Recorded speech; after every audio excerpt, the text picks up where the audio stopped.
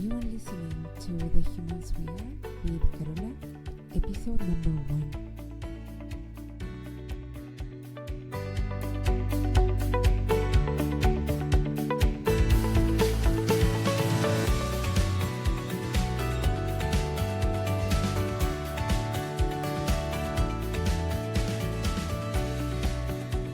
Hello again, my darlings. As I am recording this, we are approaching the end of the year. You might be listening in the new year already, but as I am recording it, we are entering that last stretch of the year where we normally tend to look at goals. So that is why I wanted to share with you a different approach to thinking about goals. I wanted to talk about this now because this is normally the time of the year when we tend to reflect on what we did during the year that is ending or that just ended, and some of us also set goals or intentions for the next year or the new year that is starting, and we also review if we set goals for the past year. We evaluate if we hit them or not, or how close or far away from them we ended up, and we think about how we want to approach the next year. And I don't want to focus specifically on goal setting because there are so many different tools to do that, and you probably know them, and maybe you even already have your favorite ones. And even if you don't, if you Google goal setting tools, you will find so many different options. And I want to remind you that there are no right or best ones in general. There are the ones that are best for you. So it's up to you to try a bunch of different ways of doing goals and seeing what works for you. So what I want to do here is to focus on a different way of thinking about goals that I find more helpful. And I think, and I've seen that this way of thinking about goals actually serves people better. So the way that we normally set goals is either by coming up with something that we think is reachable but also challenging enough, or sometimes if we have information from the past, we will use that also to inform the goal that we set. So for example, let's say that you want to focus on your health and your fitness, and you want to set goals around exercising, maybe how much weight you're able to lift, or maybe you want to weigh a certain amount, or maybe there is a habit that you want to establish, or even if in a different area of your life, maybe you have a business or you want to start a business. If you've never had a business before, you might just come up with a number of sales that you want to make, or an amount of revenue or income that you want to create. Or if you do have previous experience, you will base your new goals on that.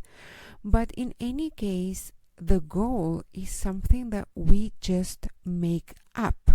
We pull that out of thin air, sometimes with more, sometimes with less history or data to actually back it up, and that's okay. And that's not a problem at all. The problem starts when whatever result we end up creating at the end of that period where we wanted to aim for and reach the goal, whatever we create, if it's not exactly what we had set as a goal, there is going to be a gap.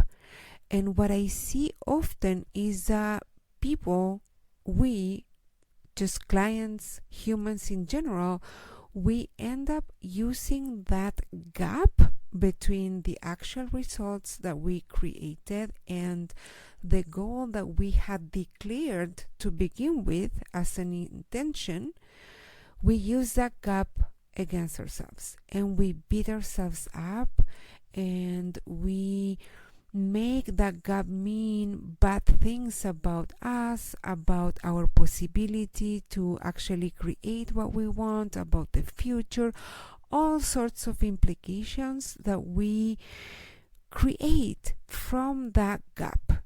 And that is actually counterproductive. That is using that goal against yourself. That is not a helpful way of using goals.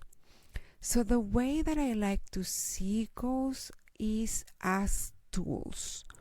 Whenever you set a goal, I want to invite you to see that as a tool to help you start moving in a particular direction. Whether or not your result was exactly the goal that you had set to begin with, or the intention, or the number, or the frequency, or the revenue, or whatever, it doesn't mean anything bad about you, about your worth, about your future, about your capacity to set goals, about the sensibility to even set goals. It doesn't mean anything bad. If nothing else, it means that you were brave enough to set a goal and go after it.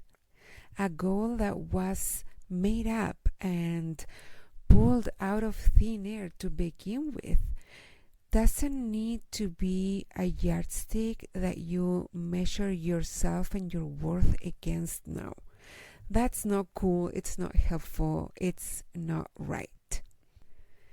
It's important to remind yourself that a goal is a tool and not let that goal turn into your master. I've seen so many clients set a goal with the best intentions, and then along the way, as they try over and over and aim for that goal, they start learning a lot about themselves, about what they do, about what works, about what doesn't. And in that process of moving towards that goal and learning about themselves, they may decide that that's not really what they want, or that that's not the exact numbers that they wanted to hit, or whatever. But some of them have this belief that if they want to be in integrity with themselves, they need to keep trying to hit that exact number or that exact result because they said so. And I don't want to say that integrity is not a good aspiration, a good goal to have in and of itself. Of course, integrity is super useful. But notice how that can also turn into a weapon that you use against yourself. Because if you say that you wanted something, but then because of what you learned about yourself and about the goal itself and everything else that you learn in that process, now you realize that that doesn't really make sense anymore, you have all the right and all the power and all the authority to change it.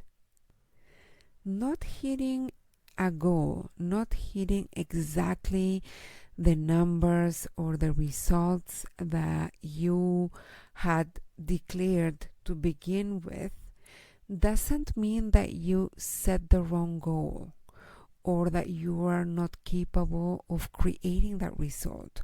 Maybe you just were wrong about the time frame, or maybe you misrepresented the effort that it was going to take to get there, and that's all fine. Some people make it mean that they were too ambitious or that they were fooling themselves, and that doesn't make sense. A goal is just a tool. A goal in terms of the result and also the time frame and the effort is just a tool to help you set the general direction that you want to be moving in. So a more helpful way to think about goals is exactly that. A goal is a tool to set the general direction in which you want to start moving. A goal will help you get to know yourself better, more intimately. It will help you uncover the areas in which you need to grow and in which you need to maybe develop skills that you don't have yet to get further in that direction. It's a tool to help you create a new reality. A goal is not a measure of your worth. A goal is not your master. A goal is not an obligation that now you have just because you said so. So I hope this episode finds you in the right moment. If you are now in the process of thinking about your past goals from 2022, and if you're thinking of the goals that you want to set for 2023, I hope this will be a helpful addition to that process. And if you have any comments about this, if this made sense to you, or if you have any questions about it, you can find me on Instagram at Fuertes Carola. And any feedback at all, please let me know there. As always, I will ask you to rate and review this podcast wherever you listen to it. If you can subscribe, that will also help. And one of the most helpful things that you can do for me, if you feel moved to do that, is to share this with someone that you think might like it or benefit from it. So that's all for now. I send you a big hug and I hope to see you in the next one. That's all for now.